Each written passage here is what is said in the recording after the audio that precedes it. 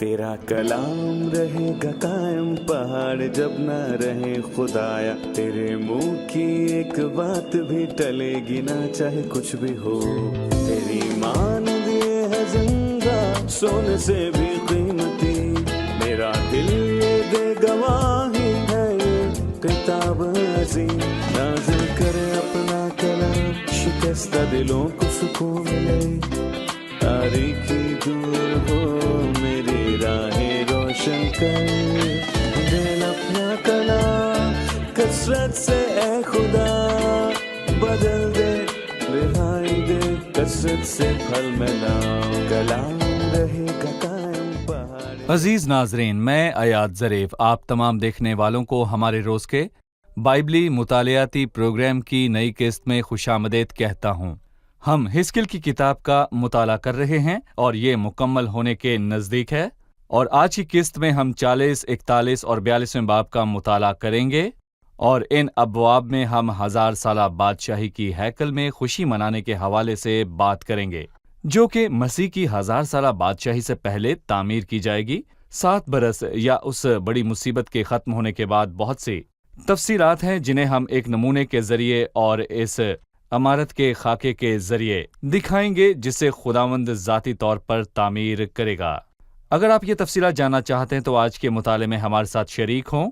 Programme का बाकायदा आगाज़ करने से पहले मैं स्टूडियो में आए खुदा के खादिम का खैर मकदम करना चाहूँगा। खुशामदीद भाई यूसुफ। बहुत शुक्रिया भाई। और हमारे दीगर मेहमानों को भी खुशामदीद। नाजरीन, हम एक छोटे से वक्फे के बाद मुताले का बाकायदा आगाज़ करेंगे।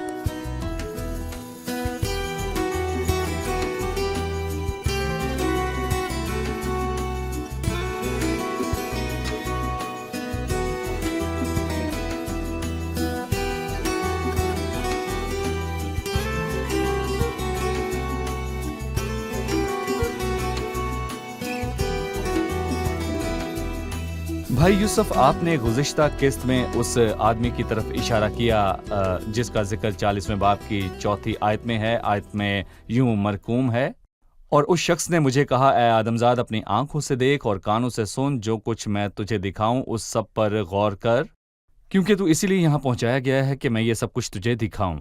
बस जो कुछ तू देखता है बनी इसराइल से बयान कर। वाज़े तौर पर यही शख्स जो हिस्केल को इस अजीम इमारत को समझने में मदद करेगा। आपने बताया कि वह रूहुल कुद्स का एक अक्स है। हम इस शख्स के किरदार से कुछ सीखना चाहते हैं जिसने हिस्केल की मदद की ताकि वो इमारत की तफसीलात को समझ सके।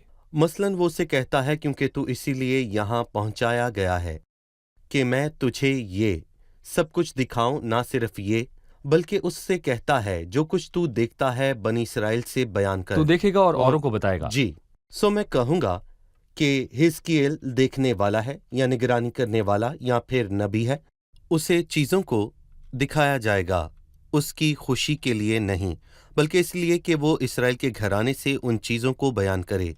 इससे हमें वो याद आता है जो पौलुस रसूल ने तिमोथियस से कहा, दूसरे तिमोथियस के 2 बाब की 2 आयत में, और जो बातें तूने मुझसे बहुत से गवाहों के सामने सुनी है उनको ऐसे दीनदार आदमियों के सपुर्द कर जो औरों को भी सिखाने के काबिल हों।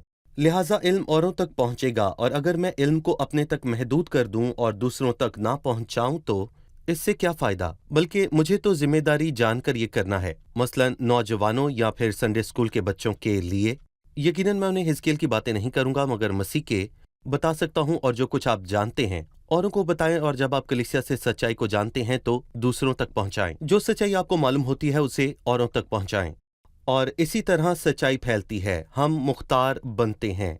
खुदा ने मुझे इसलिए सच्चाई नहीं बख्शी कि मैं उसे खुद तक महदूद रखूं, बल्कि दूसरों तक पहुंचाऊं। और यहाँ मुख्तार में ये बात देखी जाती है कि दीनदार निकलें। मैंने तुम्हें तोड़े अता किए हैं, तुमने उनसे क्या कमाया और क्या हासिल किया। ठीक है, 40वें बाब की 5वीं आयत से इस इमारत की तफसीलात का जिक्र शुरू होता है। हम अपने नाजरीन को बताना चाहेंगे कि अब इस 1000 साला बादशाही की हैकल का खाका हम स्क्रीन पर दिखाने वाले हैं, और अगर आप हमारी वेबसाइट विजिट करें जो कि www.biblimutalia.com है तो आपको ये खाका वहाँ मिल जाएगा। आप इसे वहाँ से डाउनलोड कीजिए, और हिजकियेल 40, 41 और 42 बाब में जो मरकूम है तो इस खाके की मदद से आपको मुआजना करना आसान होगा, क्योंकि उस इमारत की शक्ल को तस्वुर में लाने के लिए ये तामीराती खाका बहुत अहम है। 5वीं आयत से 16वीं आयत में वो उसके मशरकी राहदारी की बात करता है, यानी मशरकी राहदारी से लेकर बैरूनी सेहन तक के इलाके की, और 17वीं आयत से 19वीं आयत में वो बैरूनी सेहन की बात करता है, और 20वीं आयत से 23वीं आयत में वो शुमाली दरवाजे की बात करता है। ये सब कुछ 40वें बाब में है। और फिर 24वीं आयत से 27वीं आयत में वो जनूबी दरवाजे की बात करता है, और 28वीं आयत से 37वीं आयत में वो अंदरूनी सेहन के दरवाज़ों का जिक्र करता है, और 38वीं आयत से 43वीं आयत में वो कुर्बानियों की तैयारी वाले हुजरे का जिक्र करता है, और 44वीं आयत से 47वीं आयत में वो काहिनों के कमरों की बात करता है, और 48 ता 49 आयत में वो हैकल की ड्योढ़ी का तज़किरा करता है। अब मेरा यहाँ पर एक सवाल है, आखिरी हिस्से में जहाँ हैकल की ड्योढ़ी का जिक्र है, बाब के इख्तिताम में सतूनों के तज़किरे से किया गया है, और सतूनों के पास पिलर्स थे, एक इस तरफ और एक उस तरफ। भाई यूसुफ, यकीनन एक एक लफ्ज़ या तफसील पर बात करना मुश्किल है, लिहाजा नाज़रीन इस खाके को डाउनलोड करें और इसका मुवाजना आयात से करें, लेकिन जो सतूनों के मुतालिक लिखा गया इसके मुतालिक हमें बताएं। वाज़ेह है कि 2 सतून हैं, और जिससे हमें वो याद आता है जो पहले सलातीन के 7वें बाब में लिखा है। पहले सलातीन के 7वें बाब की 21वीं आयत में वो कहता है, और उसने हैकल के बरामदे में वो सतून खड़े किए, और उसने दाहिने को खड़ा करके उसका नाम यकन रखा, और बाएं सतून को खड़ा करके उसका नाम बॉयस रखा। और मैं कहूँगा कि ये दोनों ही नाम बहुत अहम है, क्योंकि यकन का मतलब है कि खुदा कायम करता है, और बॉयस का मतलब है खुदा कुव्वत है, और वो यहाँ पर ईमानदार को पेश करता है जो अपने भाई का बोझ उठाता है और खुदा के घराने में अहम मुकाम रखता है, और उस शख्स के खुदा के लोगों के लिए फ़ायदेमंद होने के लिए ज़रूरी है कि खुदा उसे कायम करे, और मज़ीद ये कि खुदा उसे कुव्वत बख्शे। और अगर मैं खुद को कायम करूं, या खुदा ने ही मुझे कायम किया हो लेकिन मैं उससे अलग हो गया, तो मैं खुदा के लोगों के लिए बरकत का बाइस नहीं। इसके लिए लाजम है कि मैं उन 2 सतूनों की मानिंद हूँ। यकन खुदा उसे कायम करेगा, और बॉयस खुदा उसकी कुव्वत है। और इससे मुझे मुकाशफा के 3 बाब की याद आती है, जहाँ पर वो फिलदिल्फिया की कलीसिया के फरिश्ते से ये कहता है कि लिखा है, जो गालिब आए मैं उसे अपने खुदा के मकदस में एक सतून बनाऊंगा। जो गालिब आए ये एक ईमानदार की तरफ इशारा करता है, जो खुदा के नाम का इनकार नहीं करता, बल्कि खुदावन से अपनी वफादारी और दयानतदारी को कायम रखता है, और जो ईमानदार इस दुनिया में रहता है खुदावन से वफादार है, वो हैकल का सतून होगा। ये कितना बड़ा एजाज है कि एक शख्स खुदा के लोगों के लिए बरकत का बाइस है, और आसमान पर जाने के बाद भी वो खुदा के लोगों के लिए बरकत का बाइस होगा। सही। भाई यूसुफ, आइए अब हम 41वें बाब की तरफ बढ़ते हैं, जहां वो हैकल के तूल व अर्ज के मुतल्लिक मजीद मालूमात फराहम करता है। हम जानना चाहते हैं कि इस हैकल के तूल व अर्ज और खरूज की किताब के खैमा इज्तिमा के तूल व अर्ज के दरमियान कौन कौन सी मुमासलत या कहाँ कहाँ फ़र्क पाया जाता है। जी भाई यूसुफ, क्या कहेंगे? अगर हम दूसरी आयत को पढ़ें, वो कहता है कि उसने उसकी लंबाई 40 हाथ और चौड़ाई 20 हाथ नापी। ये दरमियानी हिस्सा है। पाक तरीन मुकाम 20 ज़रबे 20 ज़रबे 20 हाथ है, और खैमे में वो 10 ज़रबे 10 हाथ है, और फिर बताता है कि 10 ज़रबे 10 ज़रबे 10 यानी 1000, जबकि यहाँ पर 20 ज़रबे 20 ज़रबे 20 8000 है। इसका मतलब है कि दरमियानी हिस्से का रकबा और पाक तरीन मुकाम जो यहाँ है वो खैमा इज्तिमा के दरमियानी हिस्से और पाक तरीन मुकाम से 8 गुना ज्यादा है। जी, ये काबिले जिक्र है। 8 के अदद का क्या मतलब है? ये नएपन को जाहिर करता है। गोया वो कहना चाहता है कि वो खैमा इज्तिमा में हमसे फजल की बात करता है, लेकिन देख मैं सब चीजों को नया बनाता हूँ। ये एक नया अहद है जो खुदा अपने लोगों से बांधेगा, बिल्कुल उसी तरह जिस तरह मसीह ने मत्ती के 19वें बाब की 28वीं आयत में नई पैदाइश का नाम लिया, और यहाँ हम हैकल की नई पैदाइश का जिक्र पढ़ते हैं, और इसीलिए खैमा इज्तिमा से उसका तूलो अर्ज 8 गुना बड़ा है। लंबाई दुगनी है और चौड़ाई और ऊंचाई भी दुगनी है। सो नतीजा ये है कि उसका रकबा खैमा इज्तिमा से 8 गुना बढ़कर है, और 8 का अदद, जैसा कि हमने पहले भी इसका जिक्र किया, नएपन को जाहिर करता है जो कि مسیح کی آنے والی خوشحال بادشاہی ہے۔ آپ نے ایک نئی صورتحال کی طرف اشارہ کر دیا، نئی شروعات، نیا پن، اٹھ کے دعا کرنے کا ذکر کر کے۔ اور جب ہم 41ویں باب سے لے کر کتاب کے آخر تک پڑھتے ہیں تو معلوم ہوتا ہے کہ لفظ مقدس، میرا مقدس اور پاک کو تقریباً 52 مرتبہ استعمال کیا گیا یا دہرایا گیا ہے، جو کہ اس نئی صورتحال سے متعلق ہے۔ ہم جانتے ہیں کہ بدی اور ناپاکی کے نتیجے میں ہیکل برباد کی گئی اور لوگوں کو اسیر کر لیا گیا۔ یہاں پاکیزگی کی بات کرتا ہے، آپ کیا کہیں گے؟ جی، میں کہوں گا کہ 22ویں باب کے آخر میں وہ ایک بڑے رقبے اور ایک بڑی دیوار کا تذکرہ کرتا ہے جو 500 ہاتھ لمبی اور 500 ہاتھ چوڑی ہے، اور یہ ایسی دیوار ہے جو پاک کو عام سے جدا کرتی ہے۔ باب 43 کی 12ویں آیت میں وہ کہتا ہے کہ اس گھر کا قانون یہ ہے، اس کی تمام سرحدیں پہاڑ کی چوٹی پر اس کے گردا گرد نہایت مقدس ہوں گی، اور دیکھ، یہی اس گھر کا قانون ہے۔ یعنی کہ مقدس، پاک اور دوسرے مترادف جو آپ نے استعمال کیے اس حصے میں 50 سے زیادہ مرتبہ دہرائے گئے، کیونکہ ہیکل کی فطرت، یا میں کہوں گا کہ مسیح کی بادشاہی میں عام زندگی کی فطرت پاک ہے، اور زکریا کی نبوت کی آخری آیت یہاں پر وہ واضح طور پر کہتا ہے، اس کا زور گھوڑوں کی گھنٹیوں پر مرقوم ہوگا۔ خداوند کے لیے مقدس، اور خداوند کے گھر کی دیگ مذبح کے پیالوں کی مانند مقدس ہوگی۔ سو ہر شے کا حوالہ یہی ہوگا کہ خداوند کے لیے مقدس۔ صحیح۔ یہ اس کے برعکس ہے جو اس سے پہلے ہوا۔ اور پھر لکھا ہے کہ میں اپنے مقدس نام کی بے حرمتی نہ ہونے دوں گا۔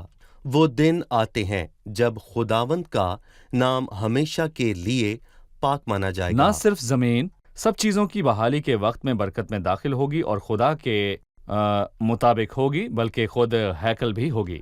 اس کا ہر حصہ خدا کے ذہن کے عین مطابق ہوگا۔ ابھی ہم ایک رپورٹ دیکھیں گے، اس کے بعد مطالعے میں آگے بڑھیں گے۔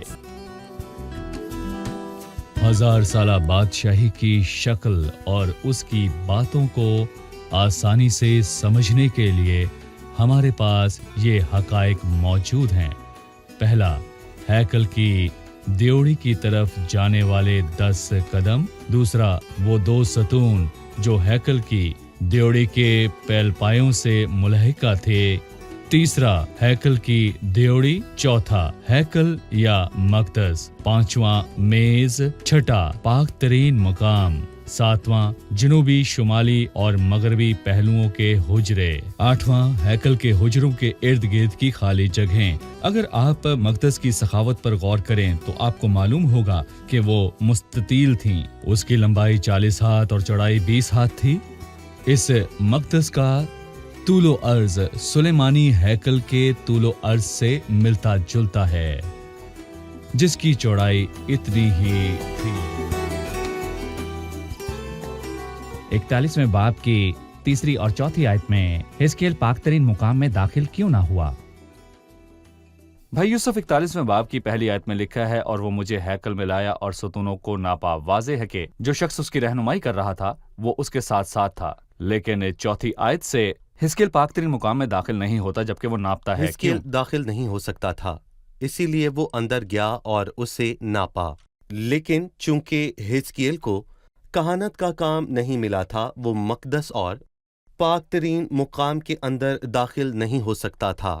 یہاں ہم پر ہوئی مہربانی اور اس کی پابندی کے درمیان حیرت انگیز فرق ظاہر ہوتا ہے، جو کہ ایک نبی پر بھی، جو کہ صدوق کی نسل سے ہے، لاگو تھی۔ لیکن جیسا کہ ہم نے عبرانیوں کے 10ویں باب کی 19ویں آیت میں پڑھا، پس اے بھائیو، چونکہ ہمیں مسیح کے خون کے سبب سے اس نئی اور زندہ راہ میں پاک مکان میں داخل ہونے کی دلیری ہے جو اس نے پردہ یعنی اپنے جسم میں سے ہو کر ہمارے واسطے مخصوص کی ہے، یہ مہربانی جو ہم پر بطور کلیسیا کے ایماندار ہوئی اور مسیح نے دروازہ کھولا۔ ٹھیک ہے، شکریہ بھائی یوسف۔ وہ 17ویں اور 18ویں آیت میں 2 کروبیوں اور ان کے کھجور کے درختوں سے منسلک ہونے کی بات کرتا ہے۔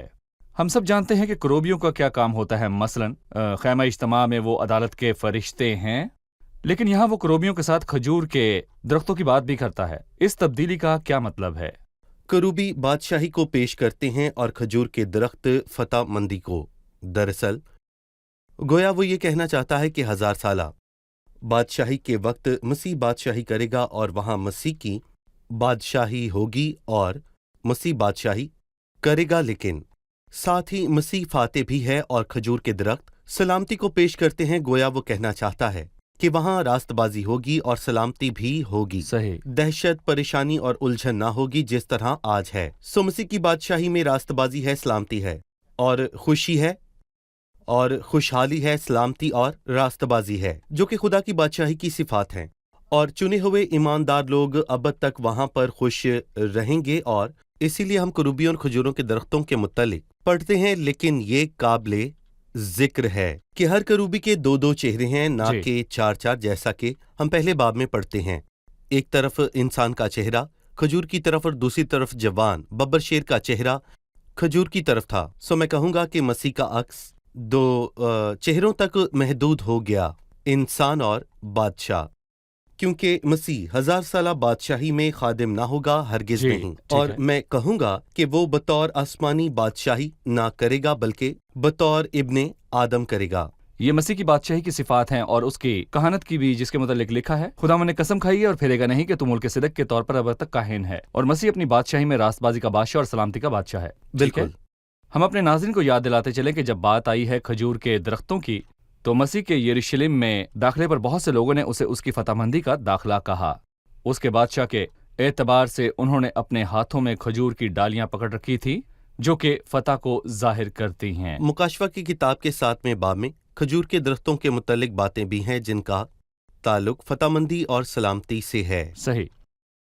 भाई यूसुफ 42वें बाब पर चलते हैं, जहां वो काहिनों के बराए नाम मुकद्दस कोठरियों की बात करता है। बहरहाल 42वें बाब की 13वीं आयत से 14वीं आयत में वो कहता है, और उसने मुझसे कहा कि शुमाली और जनूबी कोठरियां जो अलग जगह के मुकाबिल हैं मुकद्दस कोठरियां हैं, जहां काहिन जो खुदावंद के हजूर जाते हैं अक़दस चीज़ें खाएंगे और अक़दस चीज़ें और नज़र की कुर्बानी और ख़ता की कुर्बानी और जुर्म की कुर्बानी वहाँ रखेंगे, क्योंकि वो मकान मुकद्दस है।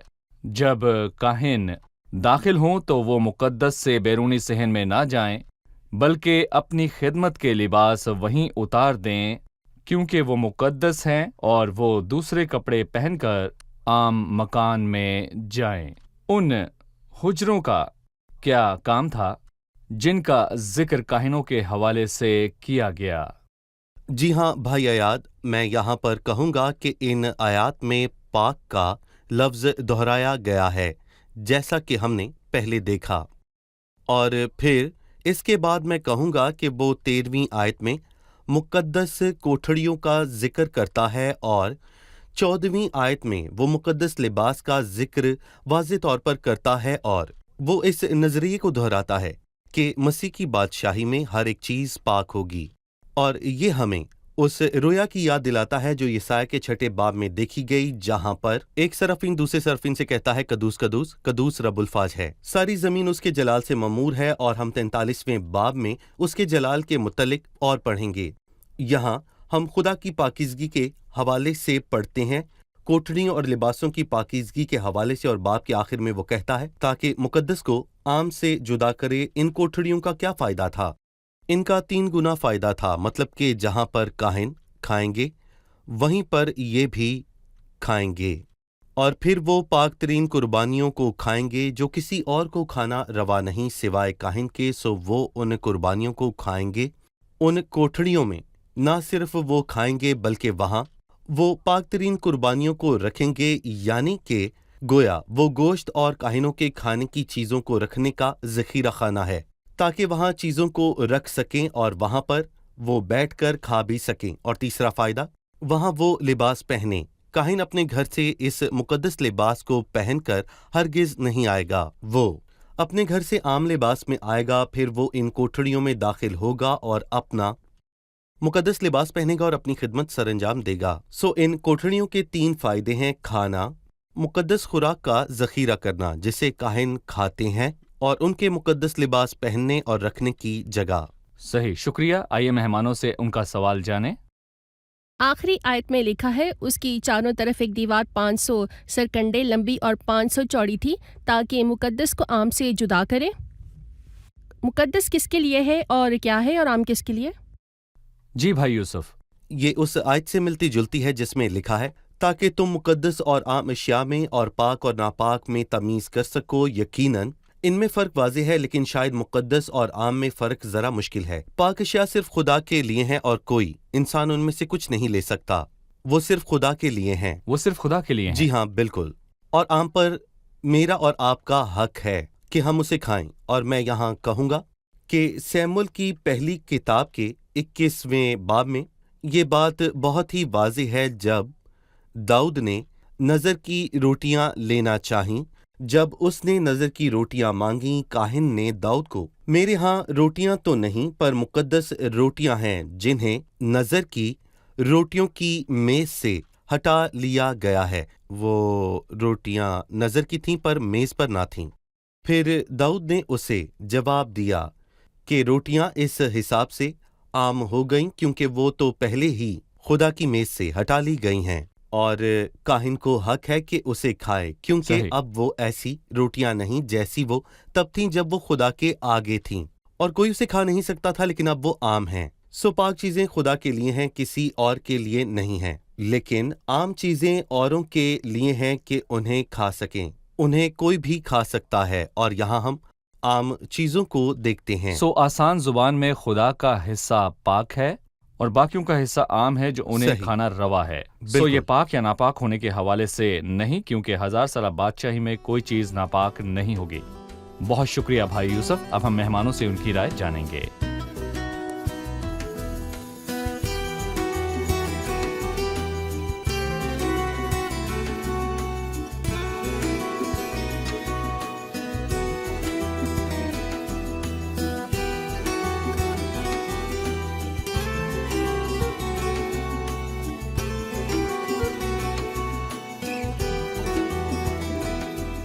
आप तैयार हैं?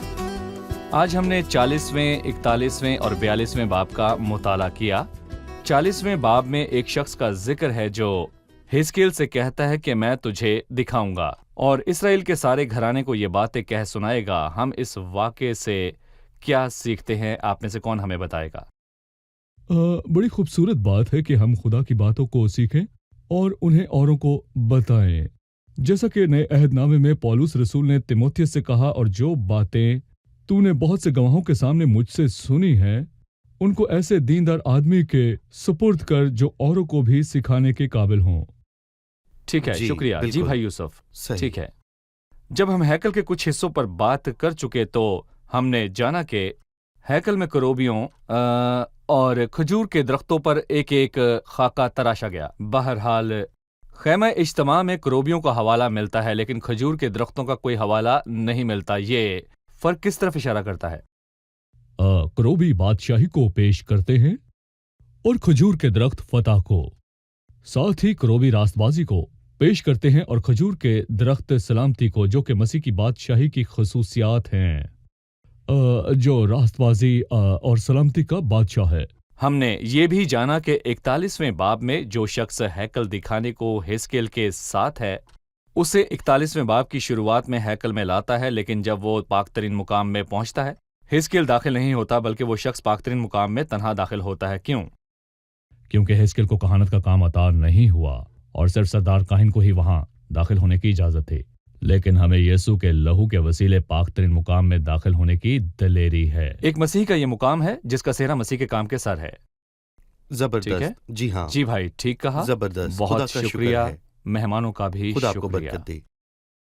अजीज नाजरीन, जैसा कि हमने आज की किस्त में बताया कि ये अबवाब जरा मुश्किल हैं, क्योंकि ये 1000 साल बादशाही की हैकल की तफसीलात के हवाले से हैं।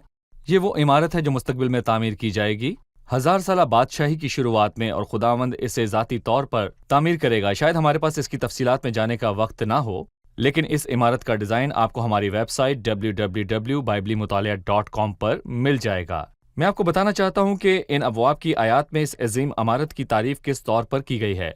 हिजकिय्याल 40वें बाब की 5वीं से 16वीं आयत में वो मशरकी दरवाजे से लेकर बैरूनी सहन की जगह की बात करता है। इसके बाद 17वीं आयत से 19वीं आयत में वो बैरूनी सहन की बात करता है, और इसके बाद 20वीं आयत से 23वीं आयत में वो शुमाली दरवाजे की बात करता है। फिर 24वीं आयत से 27वीं आयत तक वो जनूबी दरवाजे की बात करता है। इसके बाद 28वीं आयत से 37वीं आयत में वो अंदरूनी सहन के दरवाज़ों की बात करता है और फिर 38वीं आयत से 43वीं आयत में वो उन हुजरों की बात करता है जहां कुर्बानी की तैयारी की जाती थी।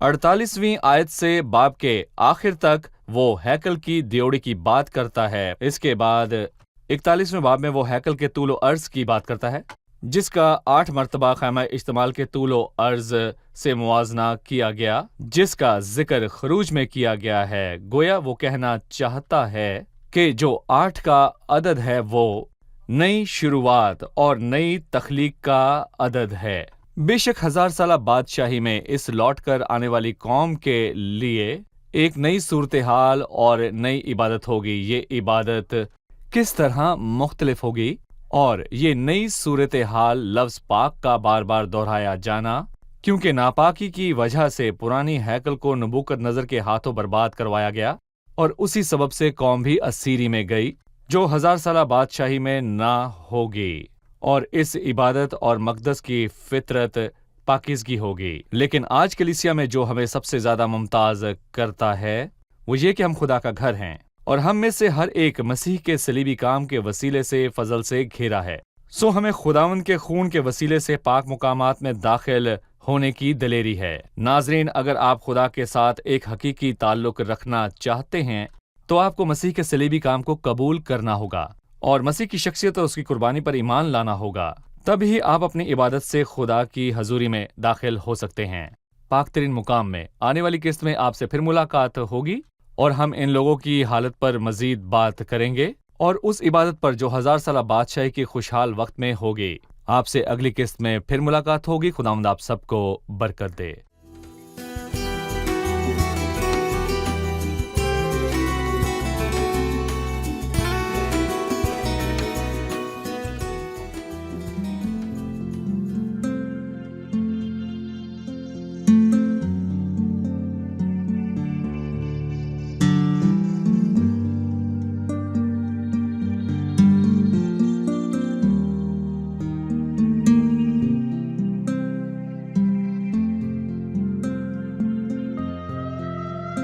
مثل ظل عابر تنقضي أيامنا وسريعا تقرض ثم نمضي من هنا.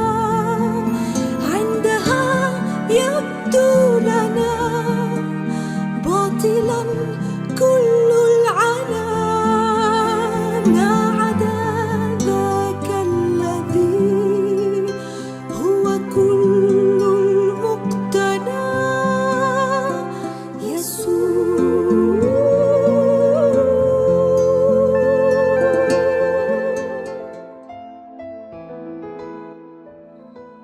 तेरा कलाम रहेगा कायम पहाड़ जब ना रहे खुदाया, तेरे मुंह की एक बात भी टलेगी ना चाहे कुछ भी हो। तेरी मान दिए है जिंदा सोने से भी कीमती, मेरा दिल ये दे गवाही है ये किताब अज़ीम। नाज़िल करे अपना कलाम शिकस्ता दिलों को सुकून मिले, तारीकी दूर हो मेरी राहें रोशन कर। दिल अपना कलाम कसरत से ए खुदा बदल दे, रिहाई दे कसरत से फल में लाओ। कलाम रहेगा कायम पहाड़ जब ना रहे खुदाया, तेरे मुंह की एक बात भी टलेगी ना चाहे कुछ भी हो।